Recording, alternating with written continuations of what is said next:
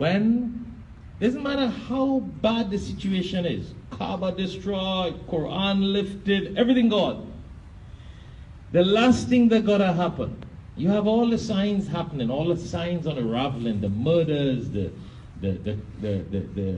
what you call disrespect, women ruling their husbands, men following women, parents following children, all these things already start happening. When I'm talking about Kaaba getting destroyed and that, you know what's the last thing gonna happen, and then the trumpet will blow, and you all hear it all the time. I just reminded myself when what's the last thing happen? There'll be nobody to say La ilaha illallah Muhammad Rasulullah. And as soon as there is nobody to say La ilaha illallah Muhammad Rasulullah sallallahu alaihi wasallam, that's when the trumpet will blow. So as much as the corruption is in the world, think of the connection here. And you guys hear this all the time, but let's contemplate over it. You see, we hear these lectures all the time. And when there are no one with the kalima in their heart, or his or her heart, then the trumpet will be blown. What is the depth of that? You know, if you go into the depth and the deep commentary of that, you know what that is? That Allah will not destroy this world as long as there is one person who has iman and faith in Allah. That's deep. Brother Mustafa, that's very deep. You know what that also tells you? And that was the next thing I thought about when I look at all these boys here. As long, and I've heard this from my sheikhs when I was a young boy, 17 years. I'm still a young boy, but I was younger. I all heard from the great sheikhs and sheikhs. People who would have been in 100 years now.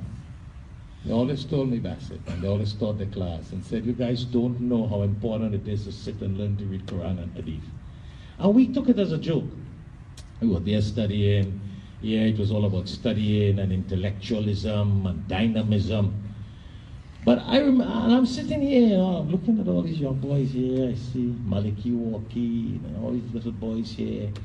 And the thought is now, you know, at 58 years now, thinking when I was 17 years. And I really didn't understand what my Ustad and Sheikh was telling me then. Saying, you guys don't know. You're sitting here and studying Quran, and you're studying Hadith, and you have left your families, and you have left your homes, and you have traveled thousands of miles to be here, and you're reading Quran, and you're studying Hadith.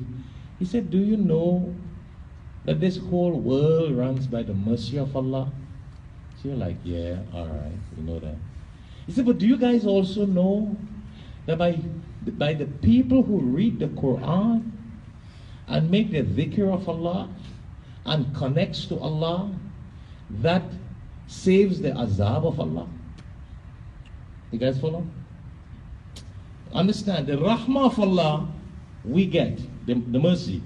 Whether you praise Allah or anything, everything that happens by the mercy of Allah.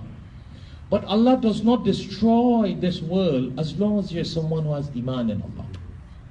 So what I remember my sheikh was telling me when I was a little boy then and there, that the few people who read Quran and pray and make dua and make ibadah, it is because of those people Allah does not destroy all the Muslims. That's what I'm trying to get at. You understand the point, that's it? So when 1,000 people jump up and think they change Trump hard and they change America, don't let them fool you. It's not that it changes Allah.